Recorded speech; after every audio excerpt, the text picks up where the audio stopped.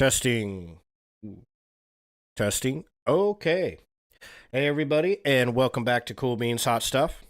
Today is Wildlife Wednesdays, which means we're going to be talking about wildlife, nature orientated stuff. And today it is tornadoes. We're going to talk about tornadoes and specifically Tornado Alley because a while back, a loved one of mine had informed me that Tornado Alley had shifted and it had shifted right over the top of me. And I was like, oh no, oh no. So we're going to go ahead and talk about that. I thought it'd make for an interesting stream. So yeah, we're going to talk about tornadoes today. If anybody had tuned in yesterday or was hoping to tune in for my Terrifying Tuesdays, yesterday was supposed to be Terrifying Tuesday. And I didn't get to make a stream yesterday because we had a storm overhead. Not a tornado, thankfully, but still a pretty nasty storm. And it was fucking with my OBS and all my web pages. And I tried for like half an hour. And then I just said, fuck it. I'm going to go to the store. Then I went to the store and I came home and everything was nice, sunny, rainbows, little birds chirping, baby deer all everywhere, all that shit. But I was tired and I was like, fuck it. I'm just going to save that for next week. So I was going to do my Alaska Myths and Legends stream next week or this week, yesterday. And instead, I'm going to move it over to next week. So next Tuesday will be Alaska Myths and Legends. Will be Myths and Legends, where we'll be talking about all kinds of myths, spooky myths, ghosts, devilfish, all kinds of crazy shit that they have up in Alaska, right? So, and last development too, if you're watching this on YouTube, and you go check out any of my other videos, you will notice there is a nasty fucking crackle in every single video. It's like right in the middle of the video, like every 5 minutes. Burp. Anyways, it's like a crackle every 5 minutes. And it was just killing me, man. And my family and my loved ones, they would watch it and they would say, oh, it's not so bad. It's not too bad, But that's Kind of like when you go to your mom and ask her, "Am I ugly?" And she says, "No, sweetheart, you're not ugly. You're aesthetically challenged." Right? She's just being nice. The truth is, you're fucking ugly. And so I would ask people about my stream, and they'd say, "No, it's not so bad." And reality, it was bad. They're like, "I can hardly hear it." You probably hear it because you're like audio engineer and stuff. And I'm like, I'm deaf. I don't hear anything unless I have an ear pod in my ears or hearing aids. So if I can hear it, you're definitely hearing it. You're probably just not noticing. But I'm sure people on YouTube notice. Well, if you haven't noticed yet, I've been going 3.5 minutes. No crackle. We're crackle free up in this bitch. No crackling. I got a new interface that doesn't have a mute button. I didn't notice that until I got here. And so now I'm going to try my best to mute my burps and farts and all my nasty human noises using my OBS. We'll see how it works. If it doesn't work out, then I'll probably be on the market for another interface. But first, I'm going to turn that one back because that was a $300 Mackie interface that went to shit as soon as I took it out of the box. And I've been working on getting that crackle out of my stream. Ooh, I tell you, for like 3 fucking months, I've been working on that because I thought it was like drivers in my PC and shit. I was like done with PC. I was like, I'm never buying another PC. You know what I'm saying? Because I'm not dealing with this bullshit. This is silly. Buy a fucking PC, get it all custom put together with lights and whistles and bells and all the cool shit. And yeah, it looks cool. It's nice. It's pretty. It's sexy. It's fine. I look at it and I'm like, yeah, that's a sexy fucking computer as far as computers go. But I don't need sexiness in a computer, all right?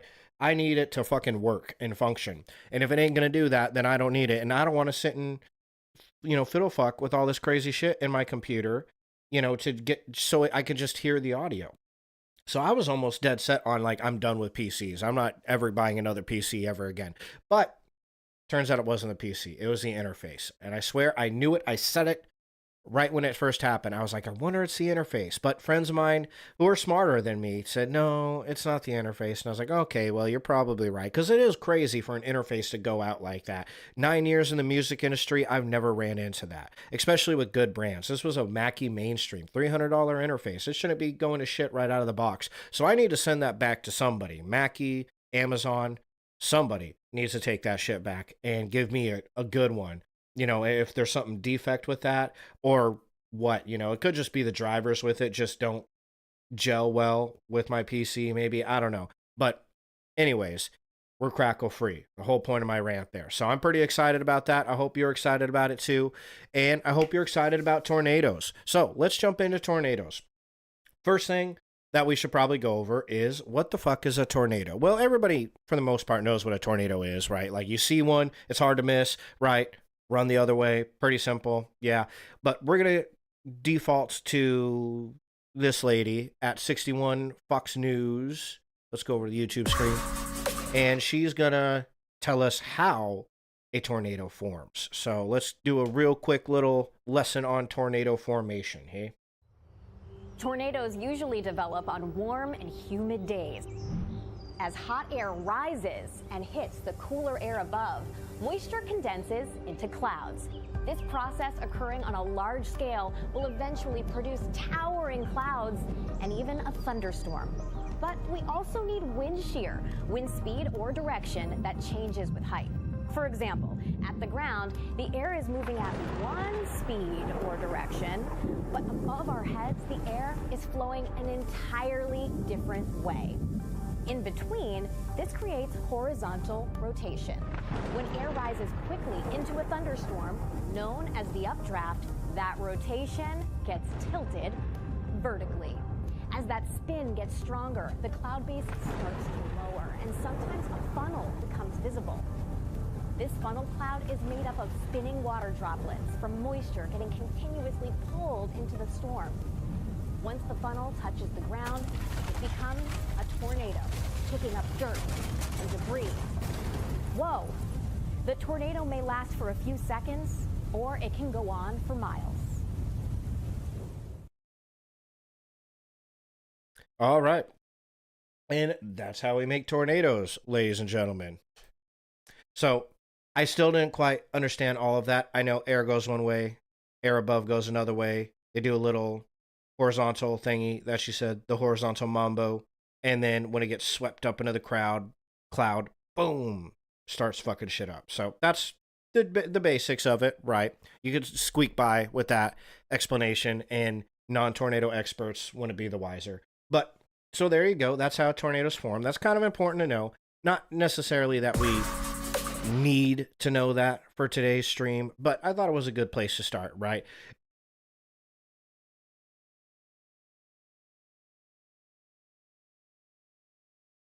I had to run to my OBS to mute that.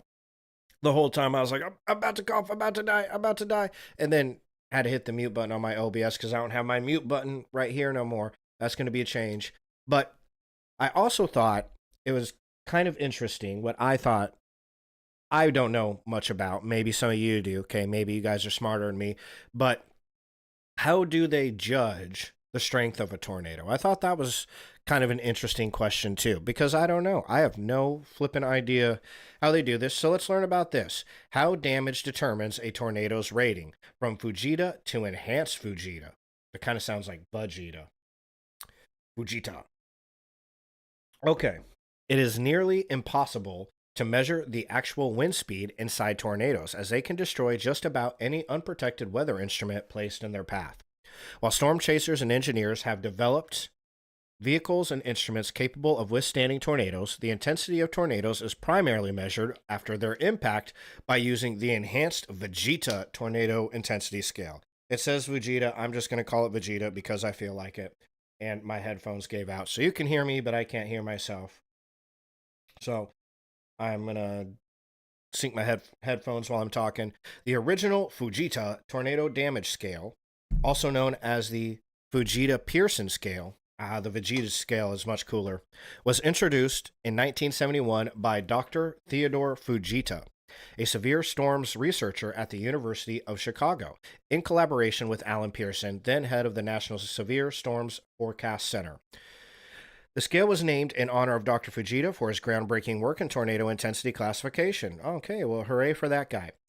The official Fujita scale category was determined based on the following: damage surveys, ground swirl patterns analyzed for indications of tornado strength, weather radar data, witness testimonies, accounts from people who experienced the tornado, media reports, and damage injury. So if you, in photogrammetry and videogrammetry, okay, don't know what that is, but so if you're ever in a tornado and some random scientist walks up to you and is like, so tell us about the tornado, be like, it was fucking this big, it was huge, it was like this, it took a whole house, it took 3 houses, it was so huge, biggest tornado ever. And then there's a chance that they're going to be like, oh gosh, sheesh, yeah, you were in the biggest tornado in the world. So, you know, ham that shit up if anybody ever asks. At that time, there are very few actual measurements of tornado wind speeds that could be related to the damage, but Dr. Fujita's, right? They misspelled his name there. Dr. Fujita used available data along with a lot of educated insight to devise approximate wind speed ranges for each damage category. And so that's what this is. The Fujita scale at a glance. The Fujita scale was updated in 1973 to include considerations for path length and width. In the United States, tornadoes began receiving ratings shortly after their occurrence starting that year. Additionally, the Fujita scale was applied retroactively to tornadoes reported between 1950 and 1972. Dr. Fujita rated tornadoes from 1916 to 1992. Wow, this guy lived a good long life of rating tornadoes. Who would have thought, right? And Tom Grzoulis of the Tornado Project retroactively rated all known significant tornadoes in the U.S. back to 1880. Below is a brief description of the Fujita scale. So here's the scale. F0, gale tornado. Light damage, some damage to chimneys, branches broken off trees, shallow rooted trees pushed over, signboards are damaged, right? F1 is a moderate tornado, can get up to 112 miles per hour. That's going pretty fast. Moderate damage, peel surface off roofs, mobile homes pushed off foundations or overturned, moving autos blown off-road. Ooh, geez. Okay, F2 is a significant tornado, can get up to 157 miles per hour. Considerable damage, roofs torn off frame houses, mobile homes demolished, boxcars overturned, large trees snapped or uprooted, light objects light object missiles generated, cars lifted off ground. I'm assuming that means it can start throwing shit at you. So be forewarned. F3 is a severe tornado, 206 miles per hour, severe damage, roofs and some walls torn off of well-constructed houses, trains overturned, most trees and forests uprooted, heavy cars lifted off the ground and thrown. F4 is a devastating tornado, 260 miles per hour, devastating damage, well-constructed houses leveled, structures with weak foundations blown away some distance, cars thrown, and large missiles generated. And F5 is the last one, an incredible tornado, goes up to 318 miles per hour. Ooh, that's a bad boy. Strong frame houses leveled off foundations and swept away. Automobile-sized missiles fly through the air in excess of 100 meters. Trees debarked. Incredible phenomena will occur. That means you're fucked, that last sentence right there. That means if you're standing its way, the pooch is screwed. So there's the Fujita scale for tornadoes, all right? Never knew what that was. Everybody always says, it's an F5, it's an F3. I see it in the Twister movie. It's an F5 right there. And I don't really know what that means. You just hear the bigger the number, the more fucked you are. That's what you remember, right? Okay, so we're going to move on to the actual meat and potatoes of what we're talking about here. Where do tornadoes happen? All right, well, let's look in. Most tornadoes are found in the Great Plains of the central United States, an ideal environment for the formation of severe thunderstorms. In this area, known as Tornado Alley, storms are caused when dry, cold air moving south from Canada meets warm, moist air traveling north from the Gulf of Mexico. Tornadoes can be formed at any time of year. Are we still doing the Gulf of America thing, or is it back to Gulf of Mexico? I don't know when this was written, but I feel like Donald Trump would have something to say about that. Tornadoes can form at any time of the year, but most occur in the spring and summer months along with thunderstorms. May and June are usually the peak months for tornadoes. So here's a handy dandy little map right here. The most tornadoes right there in the middle of Oklahoma, which is a bummer. That's a boomer because mommy and daddy live somewhere right around in this area, I'm pretty sure. So that's no good. But where they live, everybody's used to it. You know, tornadoes are just like any storm anywhere I've ever lived or any kind of like natural occurrence. I'm gonna pop over here. Hello. Hold on. Noises. Okay. Wherever I've lived in a handful of different places. I've lived in California, Wyoming, Colorado, move over here. We're in Tennessee right now. See, I even forgot where I was living for a minute because I've just been all over the motherfucking place. And, you know, everywhere I've been, Arizona, right? So wherever you live, there's always like storms that happen. It just happens and you just get used to it. You know, here in Tennessee and especially over there in Oklahoma where tornadoes are just rampant constantly, everybody there is like, oh, it's a tornado. Okay, well, I'm going to go get some groceries and then I'm going to go get a Starbucks and then I'm going to chill, you know, and then get some food and then I'll think about moving out of the way, you know. But after I do all of that, you know, and get a good nap and then I'll think about maybe going into the bunker. You know, people there just don't give a fuck. They're so used to it. They're like, tornado, yeah, right, whatever. I could give a shit. Tell me something interesting. You know, in California, everybody is that way with earthquakes. In California, I mean, I never lived anywhere with earthquakes before I moved to California. So in California, I remember there would be, you know, you would be sitting there and then you'd feel like a shift, like kind of like like the whole room would go like this for a second. And you'd be like, am I high? Like, no, didn't take any mushrooms. Not yet. Not today.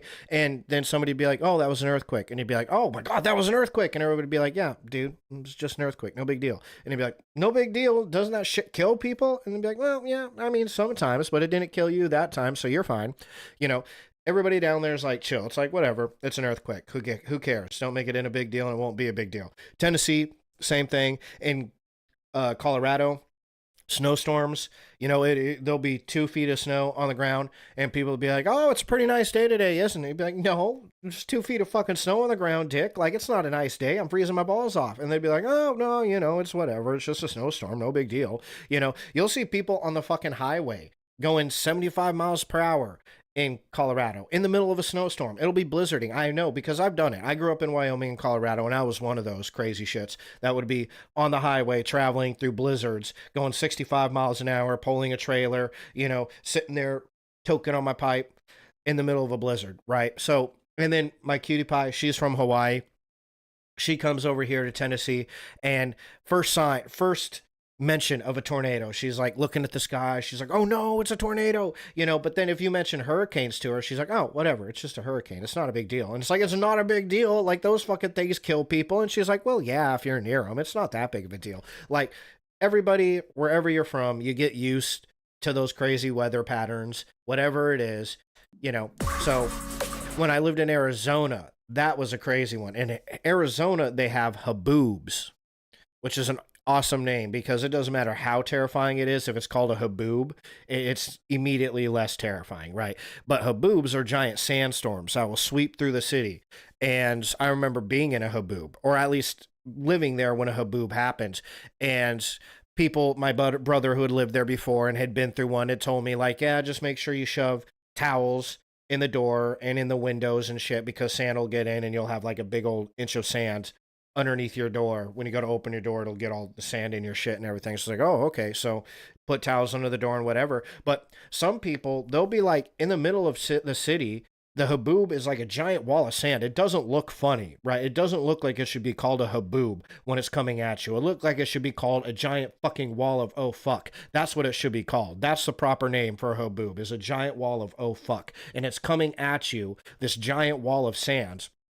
And there'll be people that are walking around, they'll get swim goggles out. It's not like a thing everybody does in the city, but there'll be people like the campus on ASU, they're walking around still going to classes, they just wear swim goggles out into the fucking the sand, like a freaking Star Wars character or some shit, so people get used to the weird weather wherever they're at. It doesn't matter what it is. And down there in Oklahoma, it seems like we should all be very sad for them because of all the tornadoes, and they don't give a shit. They don't care. They don't want your sympathy. They're like, oh no, tornadoes, it's whatever, at least we don't have those haboobs, right? So Oklahoma and Texas, the two states with the most tornadoes. Yeah.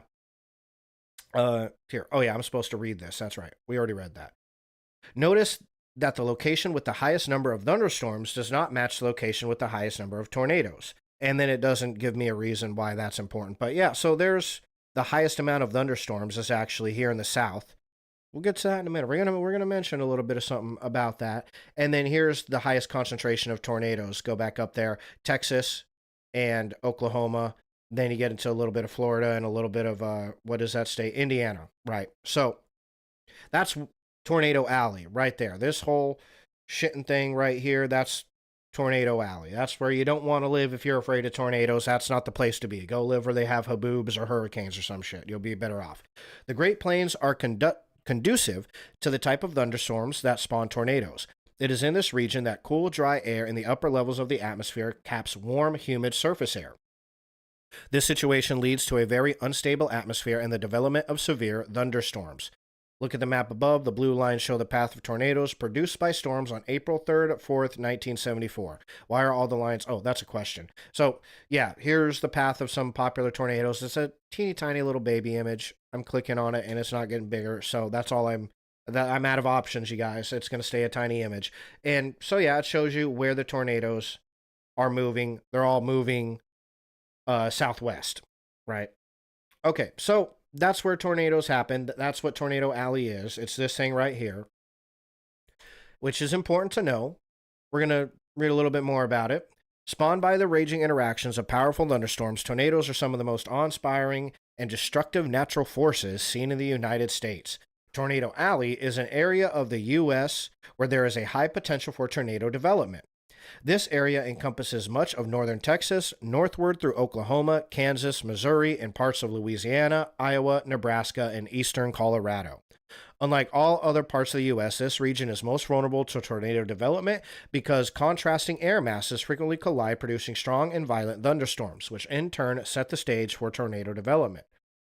Supercells are more organized than normal thunderstorms, often exhibit strong circulation, and are fueled by a volatile mixture of warm, moist air, cold air, and dry air masses. They just got everything in them. The Tornado Alley region geographically favors tornado development, as all the ingredients necessary for their formation often come together here. So it's prime area for that supercell soup right there.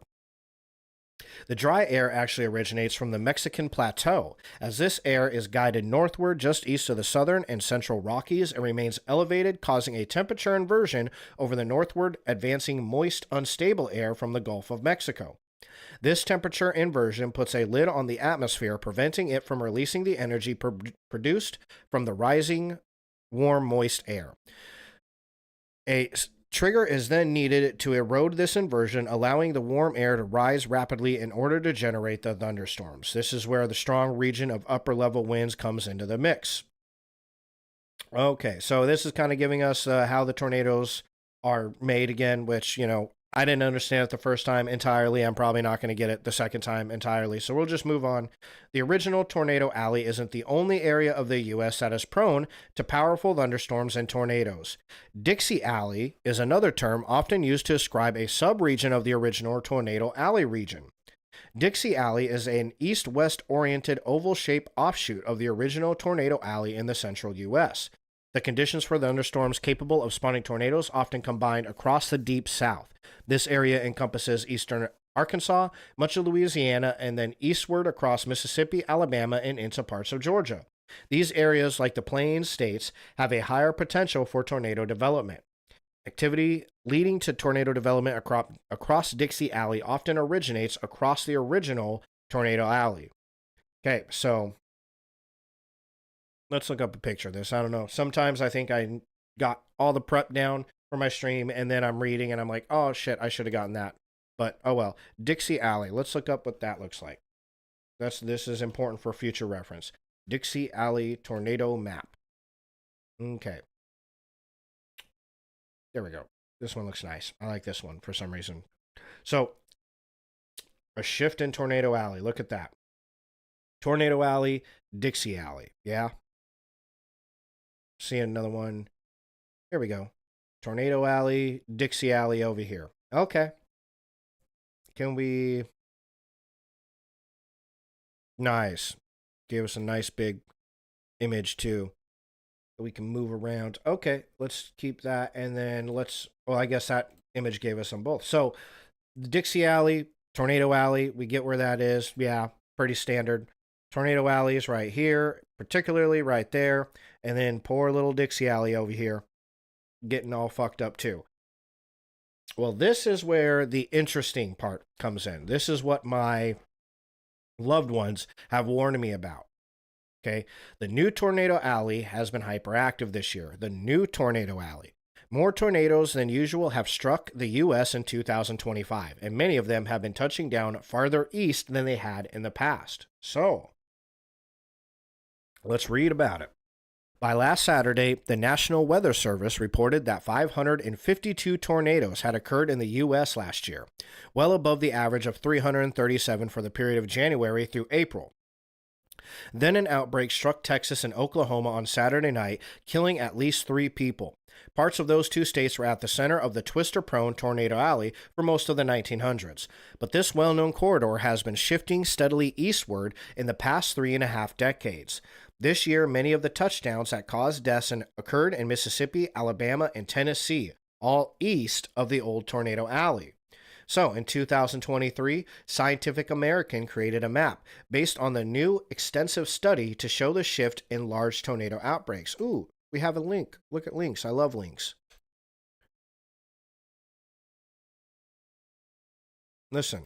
Oh, shit. Pick all things that can store liquids. Well, that can. Cabbages technically store liquids, but we're going to assume that they don't mean cabbages. Look at that. Nice. We get the whole study. Is this the whole entire study here, or it's just giving us... It is. That's nice. Gosh, every time I try to look for studies on the internet, I always run into paywalls. People always wanting to have me pay for their hard work, and I'm like, fuck you. What do I look like to you? An honest person? Okay. This is cool. Well, here, let me save this so I can throw it in the description to the YouTube video. So who's ever watching, if you're interested in this compelling data right here, then you can go ahead and put your data glasses on and take a gander at it. So, but yeah, this is a study they're referencing in this article. Tornado Alley shifts eastward. Large tornado outbreaks, when numerous twisters touch down in the same region on the same day, are happening more frequently in the U.S. from 1950 to 1980. Large outbreaks occurred most often in a roughly oval-shaped region encompassing northeastern Texas, eastern Oklahoma, western Arkansas, and Missouri. Between 1989 and 2019, the locus shifted eastward, covering western Kentucky and Tennessee. Uh-oh. Poor little Tony, that's where he lives, damn it. Plus northern Mississippi and Alabama. The area experiencing the highest concentration has also gotten smaller and even more dangerous than the original Tornado Alley. Ooh, fuckballs. So that's us.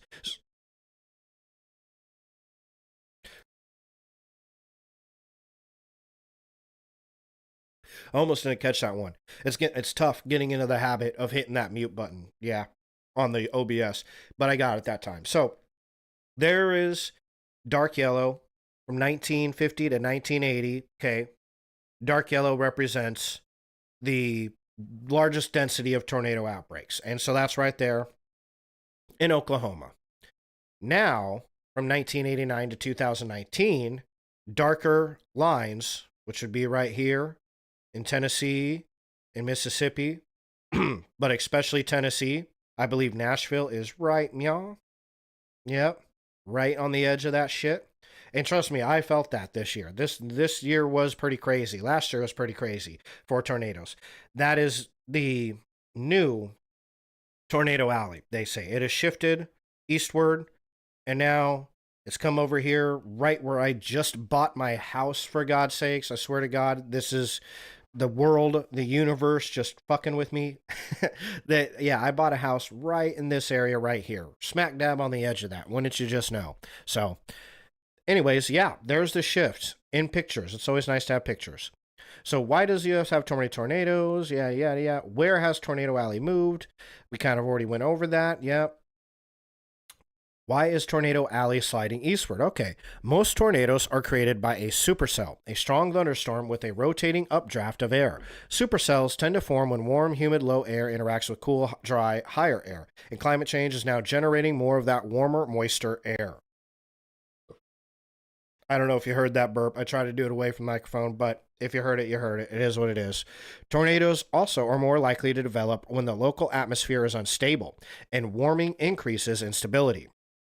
Climate change is warming the Gulf of Mexico as well, and this can send generous amounts of water vapor into the southeastern U.S., farther east than it intended to travel decades ago.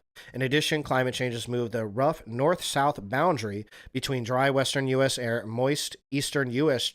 air about 140 miles east. Why does it matter? Well, it matters because my house is in the fucking middle of it. I can tell you that. Tornado shelters are common in Texas and Oklahoma, but less so in other U.S. regions. I take issue with that. As much as tornadoes are very common in Oklahoma, a lot of the houses built there don't have tornado shelters. My parents bought a house there in Oklahoma, and the guy that they talked to who built the house was like, yeah, we put a tornado shelter in just in case, but a lot of people don't care. They don't need it. They don't give a shit. So this idea here, I have a little bit of contention with that, right? This idea, tornado shells, they probably are more common in Texas and Oklahoma, but I don't think it's as common as these people want to believe. Again, like I said earlier, people in Oklahoma, they see a tornado and they're just like, oh, I guess that's a tornado. I guess we'll drive this way. They're like, God damn it, I got to take a whole thing now to get to the mall. Fuck. They don't really care, right? It's like an inconvenience to them, more so than it's something to be afraid of. So, the Southeast is more densely populated. That's probably an issue, yeah. And mobile homes are prevalent. I mean, I feel like mobile homes are far more prevalent in Oklahoma. Well, Oklahoma, I did just recently, I was looking at population of people living below the poverty level, and it is far more prevalent in Louisiana and Mississippi, and I think Alabama was it, or maybe Arkansas, than Oklahoma, so that's probably true.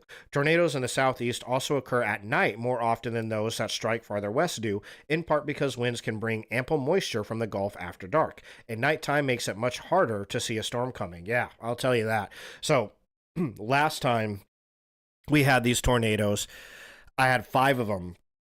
5 of these cells that were potential tornadoes that they're like, hey, tornado warning, shit's gonna touch down somewhere, watch out. Had 5 of those in a row in one night, all night long, until 5 in the morning. I was going outside. I would watch my tornado watching software or the websites that I use to track tornadoes, because they have websites that track them in real time. And for those of you who are watching the stream or find it on YouTube that are living in the new tornado alley or the old tornado alley, because you're not out of the woods yet, you're in it with us, sister. So I got some good websites that I use to watch real-time tornado developments. So when I get a tornado warning on my phone, I pull these websites up, and it gives you a real-time movement of where the tornado is heading. So you can take a look and see, time it out for when it's going to be around your house. And, and then you just watch, right? You basically just watch the sky. And if you look up and the sky is a giant ass cone, then it's time to book it. It's time to go somewhere. But if not, that one particular night, it was pretty crazy. Every time a cell would fly over the house, it was just downpour winds, just super crazy. And then instantly it'd be like, boop, and it was gone, and everything was like super calm again. It was all nice, light, drizzly, romantic rain, and then 5 minutes later, it was like bam, just like a fist to the face, wind, and all kinds of crazy shit, just downpouring, and then it would go away again. And it did that 5 times in one night. So that's kind of what got me interested in tornadoes. My friend moved from Colorado out here to Tennessee and had the unfortunate luck of having a tornado, like the actual cone, forming as it went over his house. So he could look up in the sky and see the cone slowly spinning as it's getting closer and closer to touching the ground. And it ended up touching the ground like a few miles, that way. And, not over his house where his kids and his wife were and shit. So I was trying to mute that cough, but I fucked it up. Anyways, it's not a science, it's more of an art form. So anyways, yeah, so there's the shift, right? That's the shift that supposedly has taken place right there. I think we got other maps that show this. Yeah, here's another visualization and another cough coming.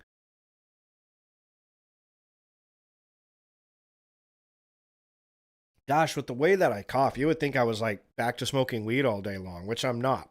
I don't do that no more. That's for them kids, them youngins. Smoking weed is a young man's game. But geez, I cough so much when I'm on stream. It's like my burps. I don't burp or cough all day long. Perfectly silent individual. Then the minute I start streaming, just burping and farting and coughing just left and right.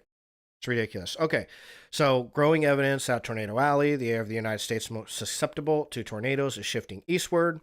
Tornado Alley is shorthand. We already know what that is. The shift has been going on since 1951. We already know what that's about.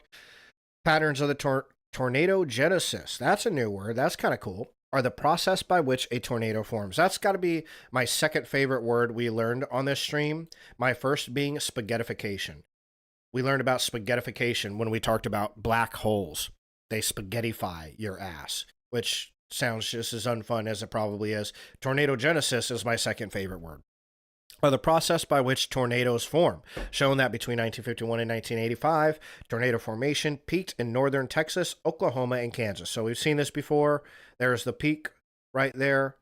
That's where the most condensed area of tornadoes existed. And then, blam, now it's over here. And this map, thankfully, puts it in Mississippi. So all y'all in Mississippi, you're the ones getting fucked in the butt, not me. I'm up here. We're in the light green. Nice, easy peasy, lemon squeezyville. Y'all are getting it down there. So good luck with that. Tornadoes in the western part of the country decreased by 25% between those two time periods. That was 1951 to 1989, I believe. Oh, here we go. So yeah, okay. Maps of the patterns of tornado genesis, or the process by which a tornado forms, show that between 1951 and 1985, tornado formation peaked in northern Texas, Oklahoma, and Kansas. Another map shows that from 1986 to 2020, tornado genesis peaked in Mississippi, Louisiana, and Alabama. Such events were also were increasing further east, including Virginia, West Virginia, and Pennsylvania. Oh, look at you guys are getting your tornadoes now. Didn't have no tornadoes. You were like, oh, we're safe from them tornadoes. Now, look at you. All up in your face. Yeah, that's a bummer. Tornadoes in the western part of the country have decreased by 25% between those two time periods. Oh, yeah, I guess you're right. Look at that. Colorado there, getting a little tornado action. Now, nothing. Oop, here we go. Falling from over 8,450 tornadoes between 1951 and 1985 to just over 6,000 between 1886 and 2020, the study found.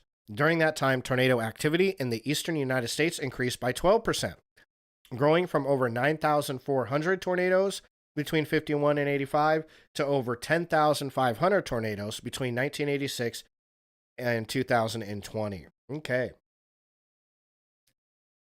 So they were already getting a lot more tornadoes on that side, obviously. I think you can see that. But yeah, it increased. Interesting. So, and it's not just the regions that are changing. That's other thing important to know. So it's not just changing the regions, it's also the time of year. Tornadoes are increasingly likely to form in colder weather. Earlier this year, Wisconsin saw a tornado in February, a first for the state. Multiple deadly tornadoes have struck the U.S. this year, especially in the plains and the Midwest. NOAA has confirmed 39 tornado-related deaths this year, including 8 in each Texas and Oklahoma. And on Wednesday, a 2-year-old was killed. Oh no, when a tornado in Michigan caused a tree to fall on a home. Oh, that's horrible. Fucking tree killing little kids. What a dick.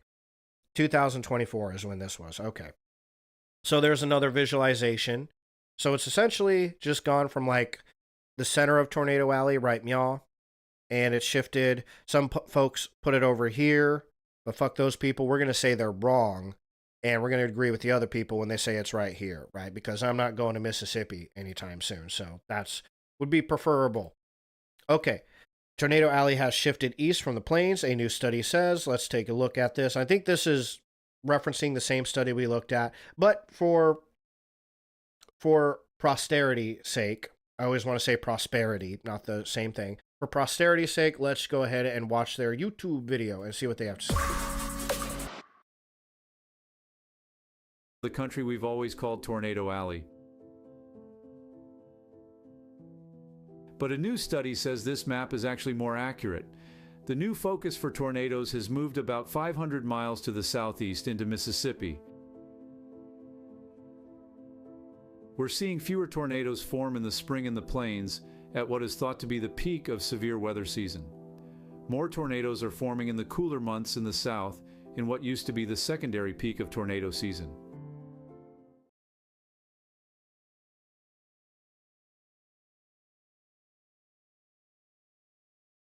Fucking ads. Okay. So today we have that possibility again for some of these stronger thunderstorms to blow through, maybe rocket on through is what I should say, coming along both I-10 and I-20. Everything is going to. I think that's just a weather thing. That I was saying there. Gives us that same map right there. We already seen that. And tornado genesis events. So this is where it's decreased. It's gone down, and most in that area, and gone up most in those areas. So Tennessee is still kind of getting it. We're still kind of getting our asses kicked there. That's not a bummer. Seasonal changes too. There have also been important changes in when tornadoes occur. Tornadoes have trended away from summer towards fall and winter. Oh, cough. Oh. Gosh. Summer tornadoes were 37% fewer from 86 to 2020 than in the previous 35-year period. This summer reduction was most pronounced in the plains, including parts of Oklahoma, Texas, and Kansas. But the largest increases occurred in fall and winter.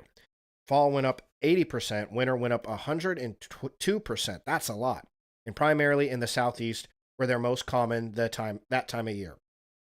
The study also found the spring tornado maximum areas have spread through parts of mid Mississippi and lower Ohio, valleys in the deep south, instead of focused only in the southern plains. And I'm imagining a tornado genesis event by season. Okay. I don't know what all these MAM means. What does any of that mean? I don't know. I'm not going to look into it to figure it out. A is spring, B is summer, C autumn, D winter. Okay. And what are that's the decreases in tornadoes, increases. Okay. Yeah. Well, so there you go. Pretty conclusive evidence, yeah. Average tornadoes by month. Looks like April to June. That's where the good stuff is. That's where you want to go visit your relatives in Oklahoma, right there. Okay, so it looks like pretty conclusive evidence, right? Yeah, I mean, we got graphs here. These are some pretty convincing graphs. I mean, they're pretty well done. That one, pretty professional. I'm having a hard time arguing against this right here, right? Looks like they did all their homework, colored it in and everything. But there is people that do say, not a lot of people, I didn't say there was a lot of people, but there is people that say none of this is true. This is all bullshit. Tornado Alley is not shifting. You're all just stupid. That's what Chief Meteorologist Mike Collier says. Tornado Alley hasn't moved east, but tornado activity is expanding. The heart of Tornado Alley still lies in Texas and Oklahoma and Kansas. But more tornadoes are being reported further east. In 2024 alone, Ohio had 74 tornadoes, the most in state history, and Indiana saw its second highest total ever. This doesn't mean Tornado Alley shifted. It means the danger zone is growing. Stay alert, stay prepared, and don't buy into the myth that the plains are in the clear. We're just seeing an expansion, not a relocation. Okay, so his beef is the rest of y'all don't know what you're talking about. Let's see. I've recently been reading about it. Oh, Ryan over here. He's a reader. He reads. Okay, Ryan. He says, it seems like it's more east in general. And Chief Meteorologist said Oklahoma had record tornadoes last year. Oh, well, that's pretty good. Okay, and then Ryan comes back. He claps back. He says, does cold air always have to be coming in from the west for us to get tornadoes in Oklahoma specifically? I guess the colder air must be coming in different. Or something. It's super interesting. Oh, okay. Let's see. Hey. So did Tennessee. Yeah. Tennessee had record tornadoes. Both the red and yellow portions of the map are the new Tornado Alley. Because at the western end in Colorado, we're still pretty stormy. Okay. Oklahoma will always have a lot of tornadoes, but hasn't it been busy further east because of La Nina? And we had a bad year last year due to El Nino. Oh. Interesting. So these people say it has something to do with La Nina and La Nino. El Nino. I thought it was El Nino. Yeah, El Nino and La Nina. So we're bypassing the neutral period and going headfirst into another El Nino then. Well, dang. I was hoping for a small break, if there is even such a thing here in Oklahoma. Yeah, I wouldn't bet on that, Kim. Sorry. That's kind of what you get when you move to Oklahoma, though. You got to be prepared for that. The false information shared by misinformed commenters on so many other weather pages I follow is insane. These fucking misinformers. Well, I mean, chill out, Amy. It's not that big of a deal. Oh, cough.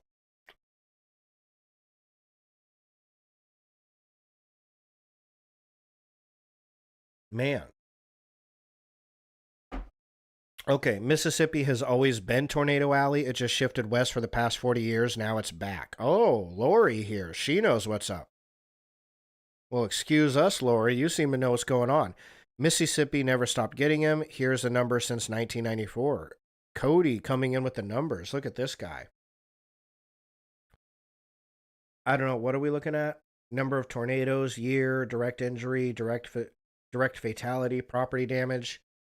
2008. I don't know why that's highlighted, but number of tornadoes. Wow. Oh, all together. Okay. 90, 70, 2022, 186, 147, 186, 2022. Looks like that's the biggest year here.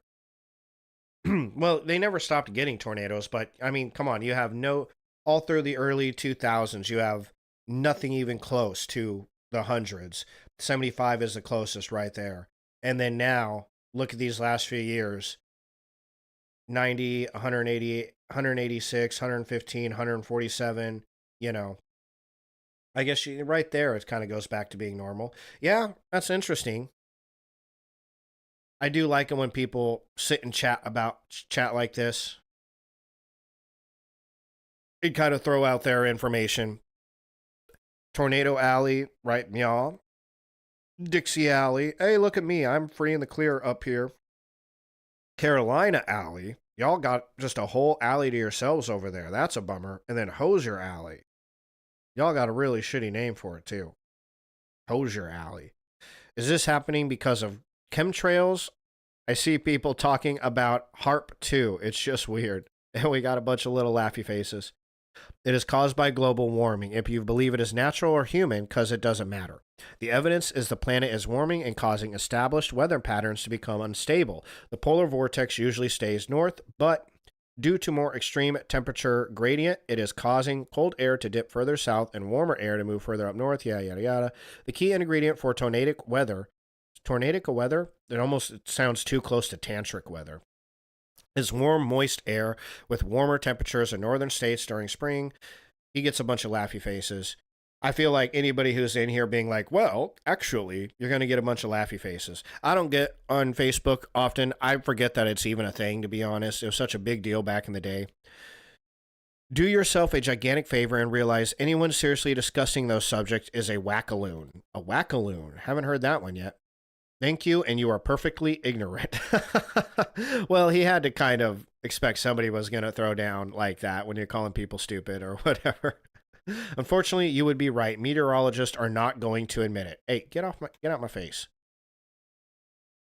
You mean contrails, and no. Brain dead idiocy. I think you forgot a smooth-brained buzzword. Did you want to add something about a flat earth? I don't even know who he's responding to, but it was funny. One of the worst outbreaks ever was in the Ohio Valley in 1974. Tornadoes happened with the right setup and with the Gulf of Mexico, not America. Oh, well, excuse me, all to hell. Geez, this guy takes it personally. The U.S. is the #1 country in the world for tornadoes. This isn't new. I don't think anyone said it was, bud. Tornadoes go in highs and lows. We are about to see the most traditional tornado alley see more storms than the East has had earlier this year. The truth is that almost every area of the country can see tornadoes. Yeah.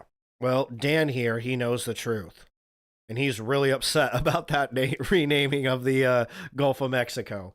But anyways, we'll let Dan Sentence do about it. I do enjoy these conversations, though, not just because everybody's just like, you know, y'all can have a conversation about tornadoes and still be pissing on each other's leg. It really is enjoyable to see. Social media, you know, I oscillate in between feeling like social media is the worst thing that ever happened and it is the most enjoyable thing that ever happened, right? Because some days I see y'all just bitching at each other over the silliest shit. And I'm like, guys, gosh, come on. This is not a good look. This is bad for all of us mentally. And then other times I'm like, this is great. This is awesome. This is exactly what I needed today, was to see a bunch of people getting pissed off at each other over fucking tornadoes, of all things, you know?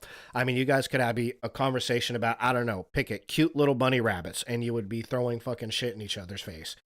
It's pretty entertaining. But so that's that guy. I forgot his name. We need to go back.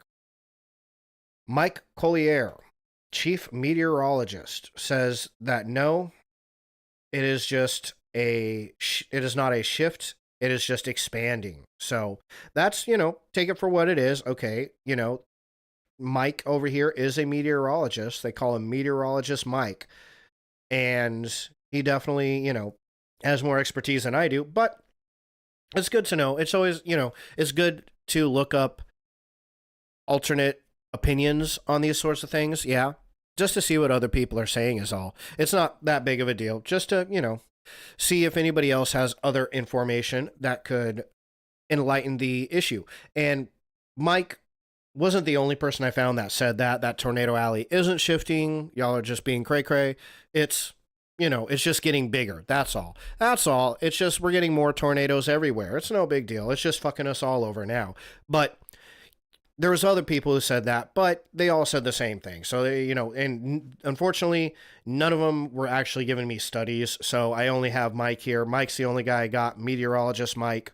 He's the only fella here that I rely on because nobody else was actually giving any images. You know, they weren't putting in the nice little pictures like everybody else was. But it seems as though it's either shifting. Tornado Alley either shifted from Meow to Meow, or it's just expanded from Meow to Meow. And then now North Carolina over here, they're all fucked. They got their own little alley that's formed.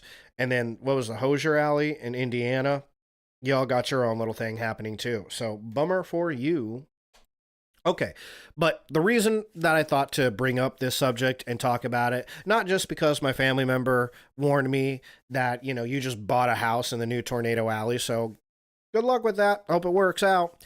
It was because, yeah, in 2025, in March, we had some gnarly-ass tornado action going around all over America. I don't know if y'all remember that, but I just thought I'd bring up the Wikipedia to refresh your memory.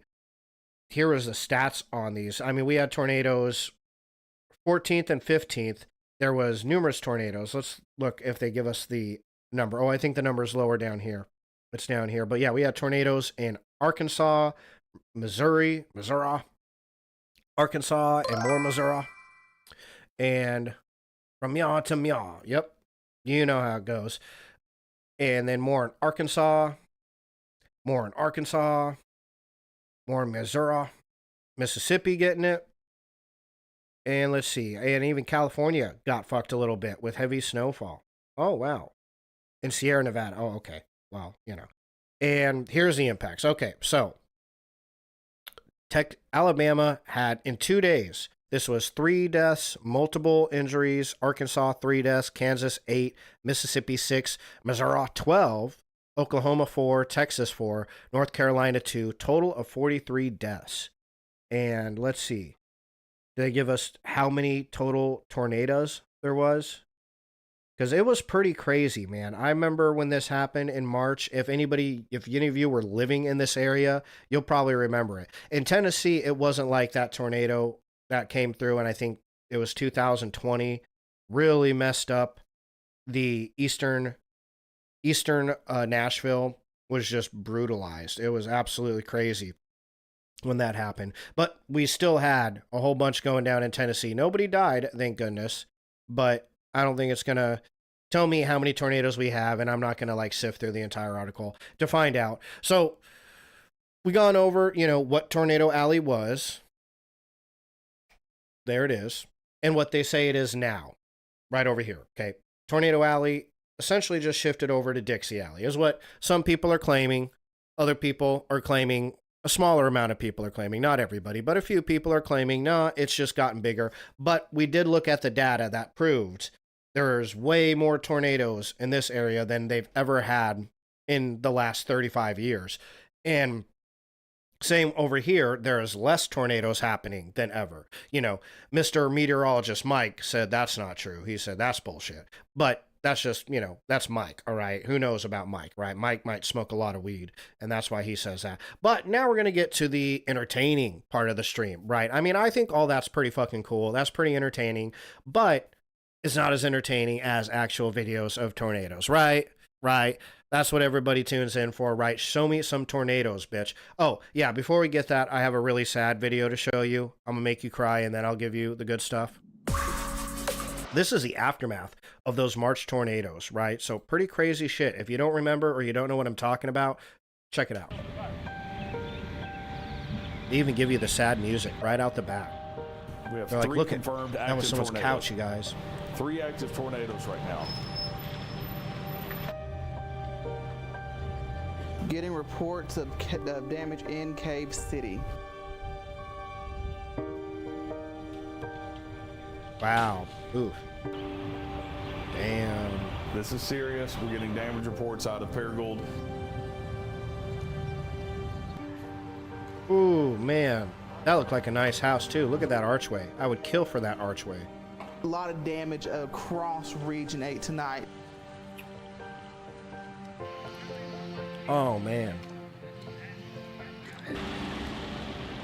That's too bad. This is bad. We've got a lot That's a nice of house, damage too. out there.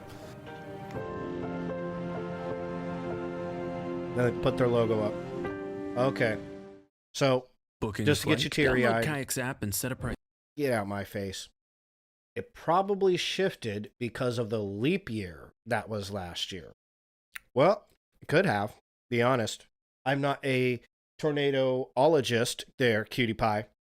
They did say, if you were listening to those people bitching at each other on Facebook, one of them said, I guess last year was La Nina.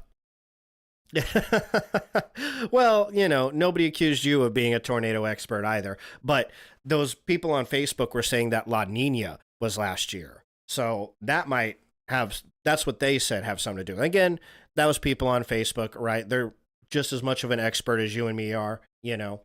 I'll go with you, though, Cutie Pie. Always default to whatever Cutie Pie says. That's my motto. So we're going to go with leap year, you idiots. How did you not know that? Duh. It's fucking leap year. Okay. So let's see. Early April tornado outbreak spawned EF3s. Remember we went over the rating system? Here, let me pull that back up. What was that? F3. The Vegeta system. Yeah, they really missed a big golden opportunity with that, right? Tornado systems. Could have called it the Vegeta system. That would have been super cool. Vegeta. It's close enough. Close enough. The Vegeta system. So F3, severe tornado, 206 miles per hour. Severe damage, roofs, some walls torn off, well-constructed houses, trains overturned. Oh no, they got our trains. And most trees and forests uprooted, heavy cars lifted off the ground and thrown. So this was in April of 2025, yeah? Pop over here. Hello. So yeah, April of 2025, 40 twisters. You know, that's what I was going to look up. We need to, I should have done it before the stream, but I didn't think to. Tornadoes versus twisters, right? Because there's a difference, according to the movie, right? And movies never lie. So, oh, it's the same thing. Okay, fine. Well, fuck you, Microsoft. Tornadoes and twisters are essentially the same thing. The term tornado is the scientific term used by scientists and meteorologists, while twister is the slang term for tornadoes, all right? Hey, what's going on, Bundy? How you doing today? I haven't seen you in a while because I swapped to doing 11 a.m. streams, you know, so you're always at work when I was streaming. So it's nice to see you back, man. Hope you had a good day at work. You coming in to get some of Cutie Pie's, more of her gumbo? I keep wanting to call it fucking the other thing. But yeah, her gumbo. Yeah, it was a long day at work today. Yeah, well, if you ain't home yet, you should swing by and get some more gumbo, man. That's it, jambalaya. I always get it confused with jambalaya. I get it confused with jambalaya, and then I can't even remember what the fucking name of the thing is I get it confused with. So yeah, there you go.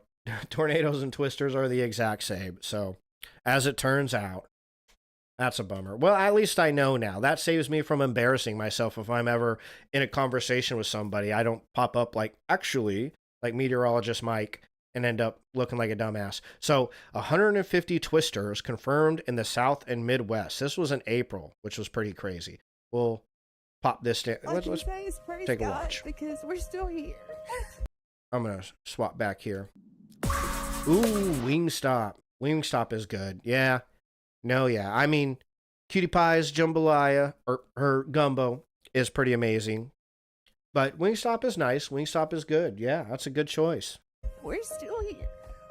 A family in New Albany, Mississippi is lucky to be alive after a tree fell on their home during a tornado that struck on Saturday.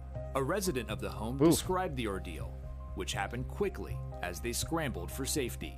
My son and husband and my husband's friend were on the back patio watching, and I ran in there to tell them that y'all come on, and the pressure from the tornado was just, I couldn't even get the door open good, and all I could think is my son standing behind him and my husband from the other side. They're not down here yet.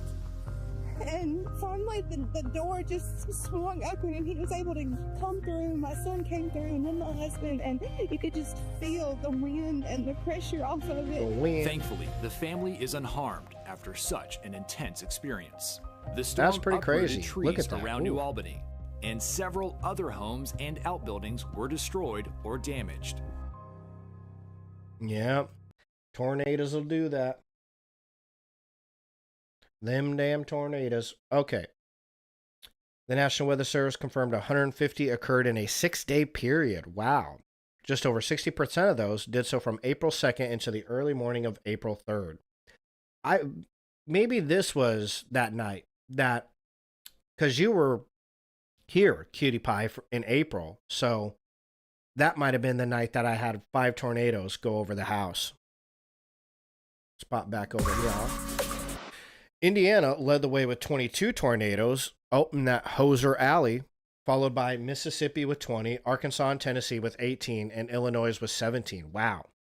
In addition to tornadoes, there were over 870 reports of large hail, severe thunderstorm wind gusts, and damage. Over a 24-hour period, the National Weather Service issued 728 severe thunderstorm and tornado warnings. Yeah, I think this is the day we're talking about, because look at that. I think we're right there. Well, that's only 2.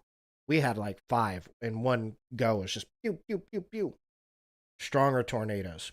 Of those, 40 were categorized as strong tornadoes that produced at least F2 damage on the enhanced Fujita scale, from which tornadoes are rated. Yeah, we know that. We're all up to date on that, my guy. In southeast Missouri, an F3 tornado damaged or destroyed homes near the town of Laddie, about 55 miles southwest of St. Louis. Ooh, yep. I don't know what that's supposed to be a picture of, like a home was there. Looks like a foundation. Oh, geez. Another F3 tornado demolished homes in Lake City and Monet, Arkansas, about 50 miles northwest of Memphis. And just after midnight, an F3 tornado embedded in a line of severe thunderstorms carved a 10-mile-long path through the eastern side of Louisville, Kentucky metro area. Yeah, when you're in Kentucky, it's important to pronounce that Louisville. Okay, if you're up in Kentucky and you say Louisville or Louisville, everybody up there will get all upset with their accent and be like, it's Louisville. Louisville, Kentucky. It's like, oh, Jesus, okay. Fuck me all to hell. Louisville, fine.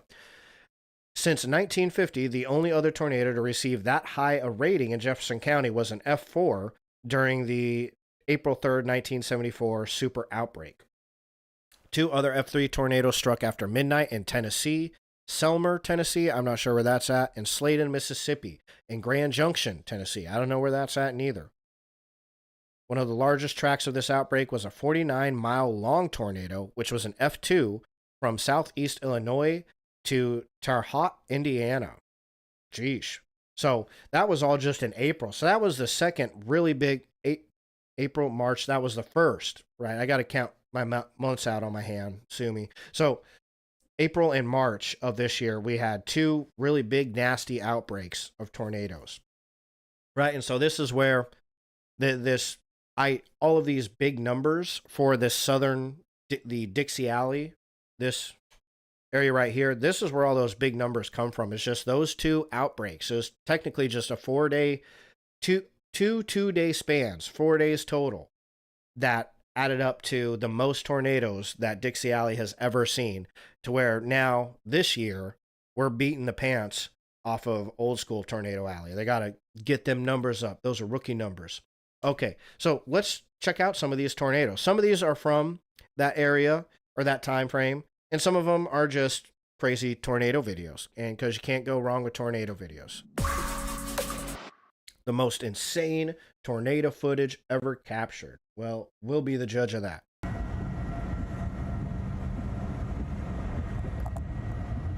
That is pretty crazy.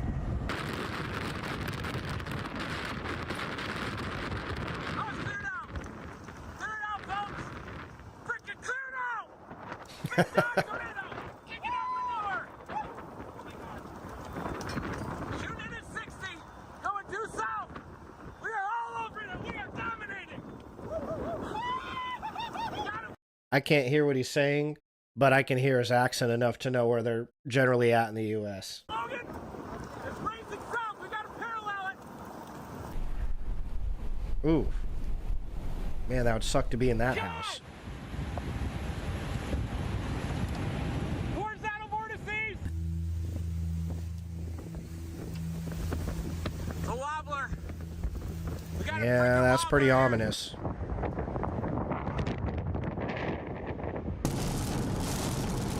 It's driving right towards it. Man, that's huge. That was a big-ass tornado. Damn. Oh. Wix gives you the freedom to tell. Don't care about all that. Let's go back. When was this? 9 months ago? I don't think this is just random twisters. But that's pretty good. What channel is this? Reed Timmer. Must be tornado, one of them tornado watcher fellas. Give him a thumbs up. And let's see. This was this from Nebraska during the Arbor Day outbreak in F3. So this is a big one.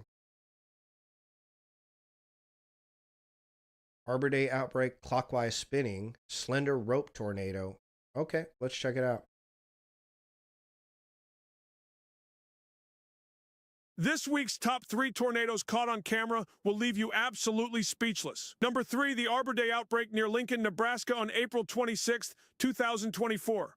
Watch as this monstrous EF3 tornado barrels across the interstate like a living wall of wind and debris. This thing didn't just touch down, it owned the landscape. Captured near Waverly, this tornado reminds us just how quickly nature can flip from calm to catastrophic. High-speed rotation, this is textbook planes destruction.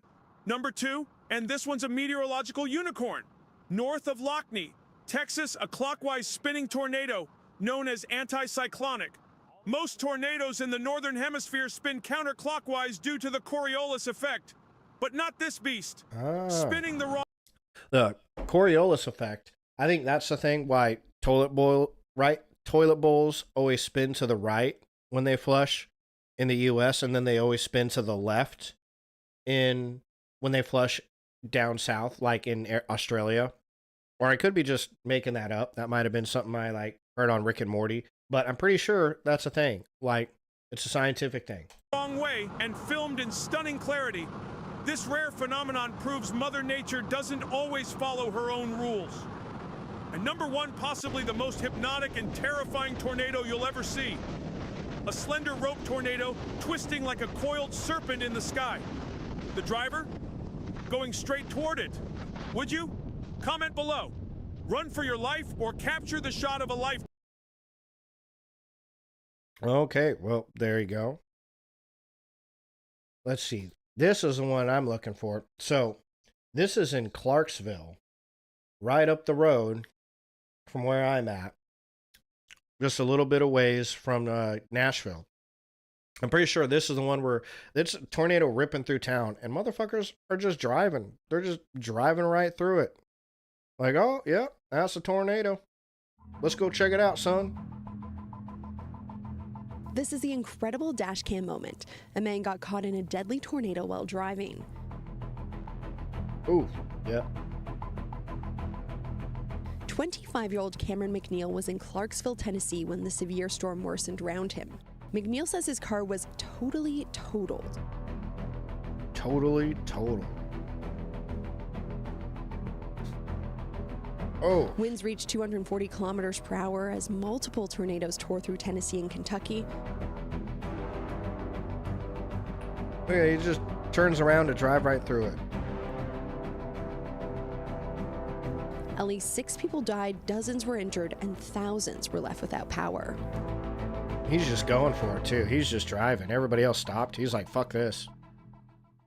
How much you want to bet that kid was stoned? He was high as fuck. They stopped him. He swirled around, drove through it, and then was like, oh, yeah, man, my car was totally totaled, bruh. That was pretty crazy, though. I do like that video. That's entertaining. Where would it be without stoners doing stupid shit and videotaping it? So, this is... want to give you a little more info on tornadoes.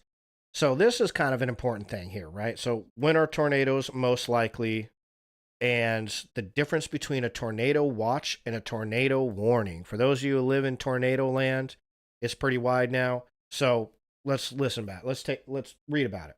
Oh, let me pop over here. Okay. Tornado season usually refers to the time of year in the U.S. Tornado season usually refers to the time of the year the U.S. sees the most tornadoes. There we go. We got it. The peak tornado season for the Southern Plains, which is Texas, Oklahoma, and Kansas, is from May into early June. On the Gulf Coast, it is earlier in the spring. In the Northern Plains and Upper Midwest, which is North and South Dakota, Nebraska, Iowa, Minnesota, tornado season is in June or July. But remember, tornadoes can happen at any time of the year. Tornadoes can also happen at any time of day, but most occur between 4 and 9 p.m. So, yes, good to know. What is the difference between a tornado watch and a tornado warning? So, a tornado watch is issued by the NOAA Storm Prediction Center, meteorologists who watch the weather 24/7 across the U.S., get on my face, for weather conditions that are favorable for tornadoes and severe weather. A watch can cover parts of a state or several states. Watch and prepare yourself for severe weather and stay tuned to this radio station to know when warnings are issued. So this is just when weather conditions are favorable for tornadoes, right? So watch out because tornado might form here. Yeah. Tornado warning is issued by the same group of people, meteorologists who watch the weather 24/7 over a designated area. This means a tornado has been reported by spotters or indicated by radar, and there is a serious threat to life and property to those in the path of the tornado. So that's what happened to us, Cutie Pie. We got 5 tornado warnings, one right after the other, 30 minutes apiece in one night. A tornado warning indicates that you should act now to find safe shelter, which I didn't do. All right, sue me. I totally went outside and watched for it. I lit up a ciggy and went out on my deck and watched it. So did all the neighbors, though. I went out, and even old Bob was out there standing there. He's old. Bob's old, you know, and he was out there at like 3 a.m. watching for that tornado. And you were sleeping safe and sound in bed. A warning can cover parts of counties or several counties in the path of danger. So, there you have it. Tornado warnings. All the Bobs were out. All 3 of them. I got 3 Bobs that live on my street, and every single Bob was out watching this guy. And the neighbors up this way, who I don't know who they are. They don't seem like they talk to anybody, which is fine by me. I already have 3 Bobs I have to fucking talk to, so that's more Bobs than I need for a lifetime. But, yeah. So, tornado watch, tornado warning. There is a difference. Pretty big difference. Tornado warning means you should probably act. Even if that means just go out on your deck, smoke a cigarette, and watch to see if you can see it. You know, tornado watch means you're fine. Just stay indoors. If it turns into a warning, you know, then you got some trouble.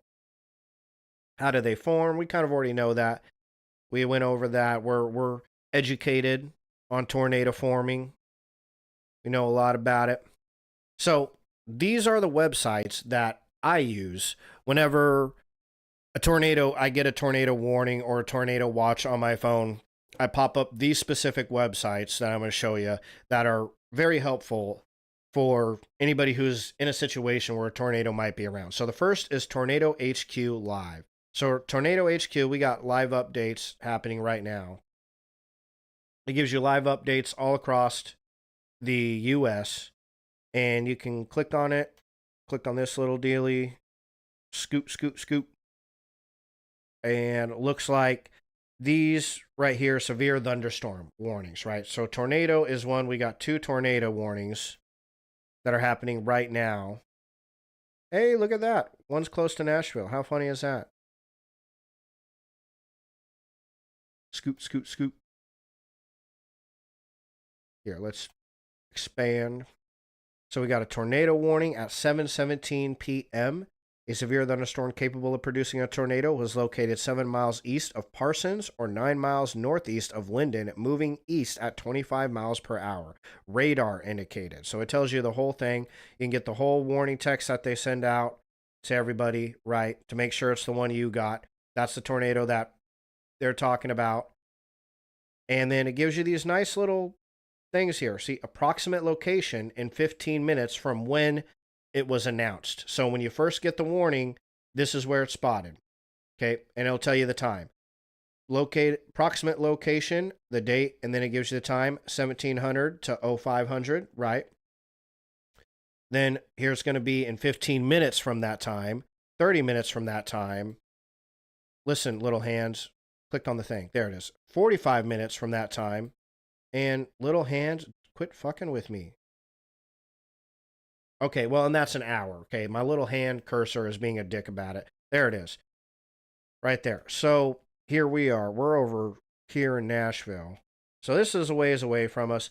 This is where it's going to be in an hour. And if it continues past that point, you'll get more little dots.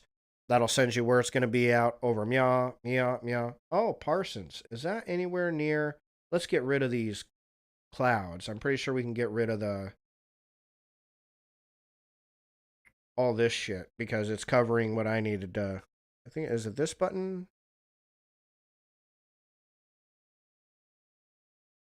There it is. Okay. So see, how nice is that, right? And then you can actually see where everything is. Dixon is right there. Okay, so my buddy lives up there in Dixon, and tornadoes not anywhere close to him, but they do have thunderstorms. This is a thunderstorm warning. You can click on it. Severe thunderstorm warning. So we're nice and cozy over where we're at. But as you can see, the functionality of this is pretty nice, pretty streamlined, pretty hard to fuck up, pretty easy to time out where the tornado is going to be. When that tornado came over my house, we had 5 of them. We had these little red blocks. There was just 5 of them right in the same spot, and every single line of dots went over our house. If my house is right here on this little airplane right here, all of these dots went right over the top of it in 30-minute intervals. So, but it's good to know. You can time that shit out and figure out what's going on. Got a burp, fuck.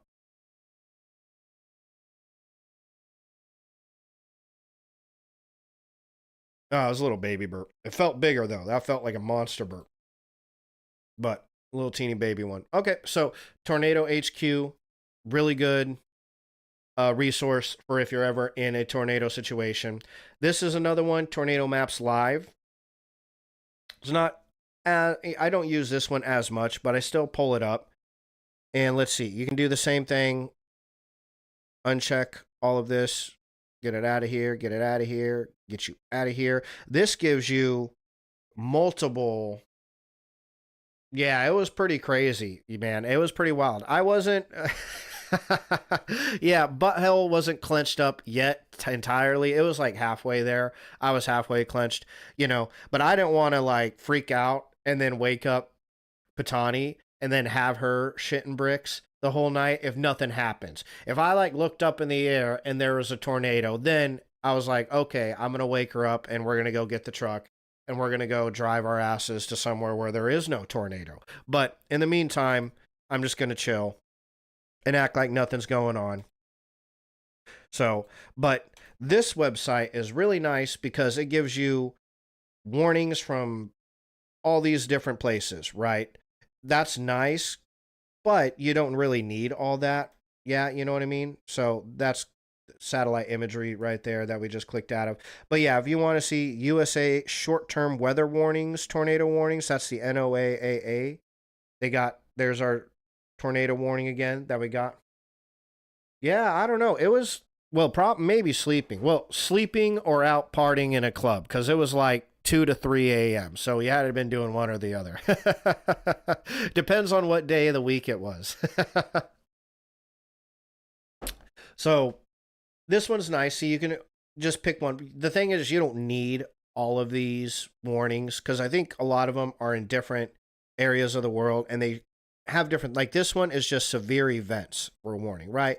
And you can click on the little arrow and it'll tell you what the severe event is. But yeah. Yeah, and the thing is you probably don't remember it because nothing touched down.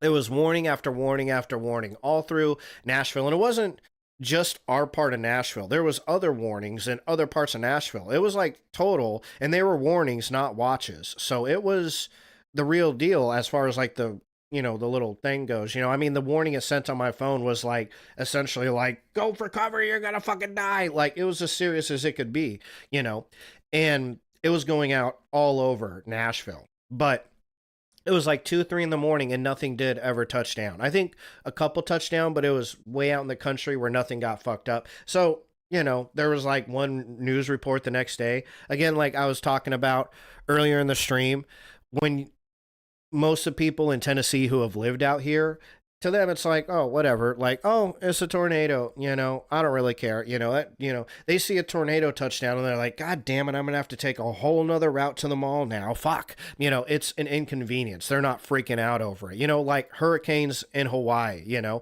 I talk to Cutie Pie about hurricanes and she's like, oh yeah, you know, they're not that bad, it's not that big of a deal. And it's like, what? It's a hurricane, it's throwing water at you, it's gonna drown your ass. It's like picking up the sharks and hucking it at you, you know, that's terrifying. You know, have you seen Sharknado? Fuck that. So yeah, anyways, here's Tornado Maps Live. This is a really good one, and all this will be linked in the description of the YouTube video. So if you are in a place where you get a lot of tornadoes, you can click on this, pop it up, save it on your computer. I have it saved on my laptop, so whenever I get a tornado warning, I just click on it. It's live updated. This one is kind of cool because you click on this and then you can see what's all happening with everybody else. Oh, that's not cool. Don't do that. No, don't care about the ocean. See what's over here, like what's all up with Nevada. What's fucking Nevada up right now? Bright pink, but see, they have so many colors, it's kind of hard to know. Yeah, it can't be a hurricane watch. I ain't getting a hurricane watch in Utah, I can tell you that. I don't know a lot about Utah, but they ain't getting that there. Red flag warning. See, I don't even know what the hell that is. What's a red flag warning? Over here in Utah and Nevada, I guess. You know, and then, see, this is a bummer because it's like, you don't even know. Oh, I guess you could probably, yeah, you can click on it. Red flag warning. There it is. Okay. Red flag warning for strong winds. Oh, pansies. Strong winds. Yeah, right. They need to go live out in Wyoming. 20 to 30 mile an hour winds. That's a light breeze in Wyoming. Give me a break. Oh, nasty human noises. Sucking up all that snot. Ew. And this is all thunderstorm warnings. So that's kind of cool. You can click on it and see what's fucking up everybody else in the world. Tornado warning just outside, in between Memphis and Nashville. What's over here? This little red dot. Flash flood warning. So they're getting flooded out. What's happening in Louisiana? Flood warning. Yeah, per usual. Flood warning. Yeah.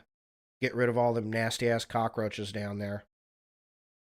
More floods. Thunderstorms. So yeah, nothing too crazy happening. I guess they got another tornado. That's a special marine warning. What's a marine warning? They got Marines landing here. Gonna fuck everybody up. This is severe thunderstorms located along a line. Okay, so marine warning. Wind gusts exceeding 50 knots. Boats could suffer significant structural damage. So if you got a boat in Ohio, get that shit out of there. But yeah, and then there was a, I could have sworn there was a tornado warning in Ohio right now. So all you Ohioans, there it is.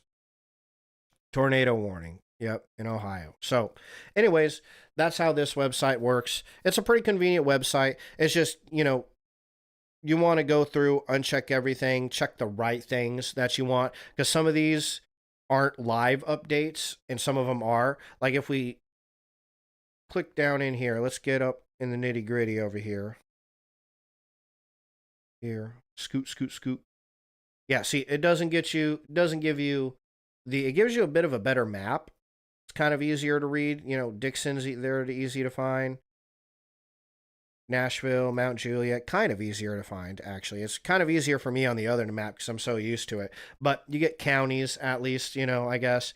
But it doesn't give you this particular warning, the USA NOAA tornado warnings, short-term weather warning. See, that's not a live update. It's just telling you this is where the area where a tornado has been spotted. And, you know, if you live in this area, you know, clench your butt cheeks. So, you know, you want to make sure you click on the right thing over here if you're using this website. Just a forewarning. Let's zoom out Okay. So there you go. That's another good, convenient website to have, though. I do prefer Tornado HQ just because of that timing that it has where you can time it out so I know when I should, be worried about shit happening. So lastly, thought I'd throw up. It's crazy. Lastly, gosh, this was a really short stream. I ran through all that way too quickly. I guess I didn't. This is the first time I've set up a stream that was too short. I almost always end up setting up streams that are too long. So we erred on the side of caution this time and done fucked it up. But tornado warning safety messages. So here's just a couple good things to know, right? I would be remiss if I brought up tornadoes, did a whole, I guess, hour and a half stream mostly on tornadoes and didn't give you some good information on how to protect yourself from a tornado, right? So good idea, things to note if you're ever in a tornado. Here's some safety protocols to follow. 1, know where to take shelter. Your family could be anywhere where a tornado strikes, at home, at work, at school, or in the car. Discuss with your family where the best tornado shelters are and how family members can protect themselves from flying and falling debris. So you ever get a tornado warning, it's good to locate where the good tornado shelters would be. The key to surviving a tornado and reducing the risk of injury lies in planning and preparing in practice what you and your family will do if a tornado strikes. Flying debris causes the most deaths and injuries during a tornado. Although there is no completely safe place during tornado, some locations are much safer than others. Conveniently, they're not going to tell us what those are right there. Anywhere that's much more structurally sound, the more you're surrounded by concrete. We have a tornado room in the house I grew up in Wyoming. My dad built a tornado room, and he has a tornado shelter in this house now in Oklahoma. Our tornado room in Wyoming, because they don't build tornado shelters underground in Wyoming, they build them a big, giant-ass concrete room with thick-ass concrete and rebar and metal top so nothing can fly off the top. But a big room where you are just surrounded in concrete. And the idea is it's stuck in the ground. It's going to be real hard for the tornado to pick it up and take it with it. And if the tornado flings something at you, like a car, if a car hits, your concrete room, it might go through and fuck you up. So bad example. But if it throws, something, if you're standing out there, right, and a tornado flings a cup at your head, not like a paper cup, although a paper cup could probably do some damage, poke you in the eye at least, that would be a bummer. But, throws a porcelain cup at your face, it's going to fucking probably kill you, I mean, if a tornado's flinging at 200-mile winds, flinging a cup at you, that's going to be that's going to be the end of you. You're going to get cupped in the face and you're dead as shit, So, but if you're in a concrete room, you ain't got to worry about them porcelain cups or none of that shit. If it throws a whole ass car at you, you're probably going to be fucked, But it decreases the chance of something flying through the air and just whopping you right in the face, or in the dick or anywhere else you don't want to get hit with nothing, And then stops the tornado from picking you up or anything you're in, right? So you hear people always talk about get in the bathtub. And I've never understood that one. That one, a tornado can pick up your bathtub. It'll pick your bathtub up, it'll just pick it right up. You know what I'm saying? But usually being surrounded with something that isn't like wood, being in a wood building is a bummer. Don't do that because wood is obviously easy for the tornado to rip down and easy for shit to fly through the wall and come and hit your ass, But anything underground is a great idea too, right? So anything underground or as close to the ground as you can get is equally an awesome idea. So bunkers underground is what they do in Oklahoma. You got a little hatch you open up and you go under there and just shut the metal hatch. It locks. It's got a big old lock on it. And then the top of it is all cement. Okay. And it's a big metal ass room under a big ass cement pad. So if anything falls on top of it, it ain't going to come through, and hit you, and then the tornado ain't going to pick. It's possible, but it most likely isn't going to pick a whole ass thing out of the ground, right? So that's the safest. Anything you can get to underground, if you have an underground cellar, that's a good place to be. But if you can get a concrete room with anything reinforced walls, no glass, no windows, obviously nothing that can come flying. Wood is also not very good. I got a tiny little crawl space under my stairs that the whole thing's concrete. You look around and you got the concrete beams and concrete floor, and I got 2 levels of the house above me. It's still not the best, because if the house comes flying over the top of me, then I'm just going to be stuck in a little concrete room with an open, looking right at the tornado, and then if they decide to, if the tornado decides to throw a car at my ass while I'm under there, it just can come through the stairs. The stairs aren't concrete, so it's not the best, but it's close to the ground, concrete on all sides, and that is better than nothing. It's better than being in any other room in the house where you got sliding glass doors and no concrete walls, So anywhere where you can get surrounded by concrete, mostly just for the shielding you, and close to ground so the tornado can't pick your ass up, right? So number 2, if you're at home, pick a place in the home where family members can gather. One basic rule is avoid windows. Like I already told you, exploding windows can injure or kill. The safest place in a home is the interior part of a basement. If there is no basement, go to an inside room without windows on the lowest floor. This could be a center hallway, bathroom, or a closet. For added protection, get under something sturdy, such as a heavy table or workbench. If possible, cover your body with a blanket, sleeping bag, or mattress, and protect your head with anything available, even your hands. Avoid taking shelter where there are heavy objects, such as pianos or refrigerators, on the area of the floor that is directly above you. They could fall through the floor if the tornado strikes your home. Yeah, that's good advice. I hadn't thought of that. Yeah, don't go hiding, you got a tornado or you got a piano in the room above you. Don't go hiding underneath it, right? 3, do not stay in a mobile home manufactured prior to 1976 during a tornado. Oh, well, I did not know that.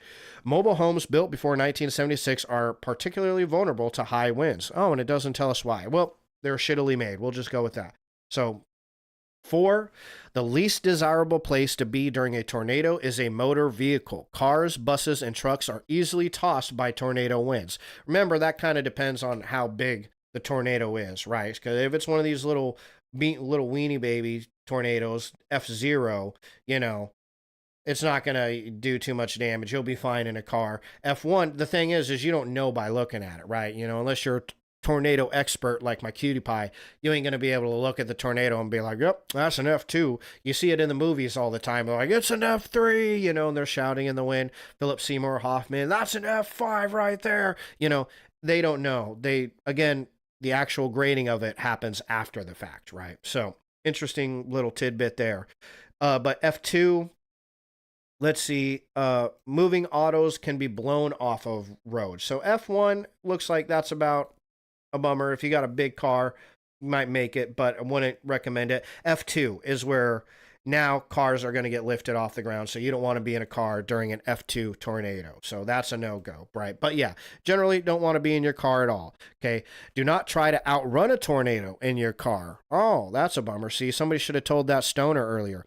If you see a tornado, stop your vehicle and get out. Do not get under your vehicle. Follow the directions for seeking shelter outdoors. Yeah, I never understood that piece of advice, too, that we used to hear back in the day, that now it looks like they know that's some stupid shit, is do not get under your vehicle, right? Because if the tornado moves your vehicle, it's still got wheels, it's going to run your ass over. That's what's going to happen. And that's even in that movie, I think Twister, where the tornado shows up and they hide under the vehicle, and it's like, it's going to move that vehicle and just run it right over your dumb ass head. That's what's going to happen. Darwin Award at its finest. So don't hide under your vehicle in a tornado, right? Because all that, if it's an F1 even, it can still move your car. All it's going to do is beep, squish your fucking head. That's the sound of your head squishing. That's what you sound like when you get squished, because your dumbass hit under your car in a fucking tornado. Don't do that. So if you see a tornado, do not get under your vehicle. Follow the directions for seeking shelter outdoors, which are avoid areas with many trees. Avoid vehicles. Lie down flat in a gully, a ditch, or a low spot on the ground, and protect your head with an object or your arms. So if you have a baby, just hide under that baby. Stick it on your head. Little baby helmet. Okay, number 5. If you're in a long span building, such as a shopping mall, theater, gymnasium, is especially dangerous because the roof structure is usually supported solely by the outside walls. Oh, interesting. Okay. Did not know that. I'm not a builder person. I don't, contractor. I don't build big ass buildings, So most such buildings hit by tornadoes cannot withstand the enormous pressure. They simply collapse.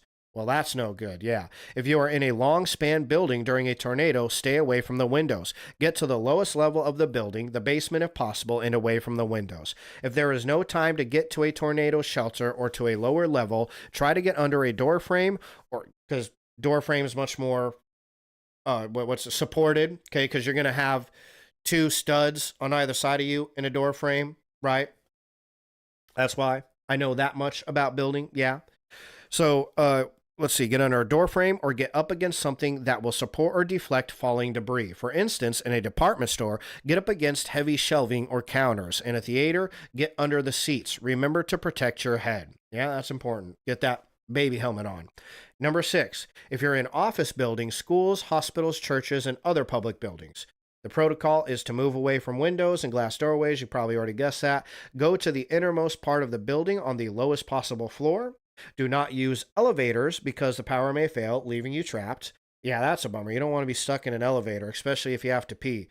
And let's see. And protect your head and make yourself as small as a target as possible by crouching down. So kind of like when there's a tiger. When there's a tiger, you make yourself small, crunch down. No, I think that's bad advice. Don't take my advice. I'm not a tiger person. I don't know about these things. But yeah, make yourself small and tiny. And so when that tornado sees you, he says, "Oh, it's just a little baby," and then he goes tornadoes his way somewhere else. You know, that's the protocol right there. Okay, so I think that is everything that I had for you. And we're about 20 minutes early. So I was an hour and 40-minute stream. That's got to be the shortest stream I've ever done. That's okay, because I got to eat something. I'm all hungry over here. I'm going to get some of my Cutie Pies gumbo, and then I got a lot of work I got to do tonight. Anyways, I got a bunch of novellas that I need to write over these next 3 months. So I'm going to go do that. I'm going to go work on my novellas. But anyways, to anybody who watched live, I know Cutie Pie and Bundy, I wanted to call you Paul Diamond for a second. Cutie Pie and Bundy, thanks for tuning in to the show. As always, I appreciate when you're watching. And to anybody who watches this on YouTube, I hope you found something useful in the stream and entertaining. And if you did, then please leave a like and subscribe. If not, then leave me a comment telling me why I wasn't entertaining, what I could have done better. It helps the algorithm and it helps me improve. And then maybe next time you come into the show, I'll have a better idea of what I could be doing to improve your viewing experience, right? But in the meantime, thank you for everybody who watched. Next week will be my last ever Wildlife Wednesdays because I'm tired of doing them. And next week will be apex predators of the Mesozoic era. I'm going to miss talking about dinosaurs, though. I might still do dinosaur streams. I might finagle them into my Terrifying Tuesdays because dinosaurs can be scary. Tomorrow, being at around like 6, 7 p.m., kind of the same time. I'm kind of just winging the time right now because who gives a fuck? Tomorrow is going to be Conspiracy Theory Thursdays. I'm going to be going over the smiley face murder theory. So that'll be fun. I'm very stoked for that. That's a cool conspiracy theory, right? So we'll check that out tomorrow at 7 p.m. for Conspiracy Theory Thursdays. Anyways, thank you guys so much for tuning in. Hope you have a wonderful rest of your day, and I will see you next time. Peace.